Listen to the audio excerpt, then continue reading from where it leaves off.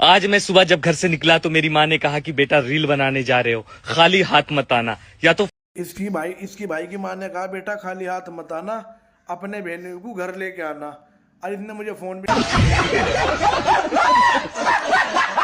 Famous होके आना या तो फिर कफन में लिपट के आना। ये जो जावेद अमान है बहुत बड़ा चंदा चोर है, इसके झूठे आंसू पर मत जाना, जिसने अल्लाह के घर का पैसा खाया।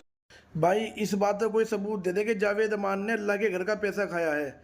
अगर तू इस बात का कोई सबूत दे देना, अगर तू सच्चा मुसलमान है और अपने एक बाप की औलाद है, तो मैं वादा कर रहा ऑनलाइन वीडियो बना के आज से जावेद अमान को फॉलो करना छोड़ दूंगा। एक सबूत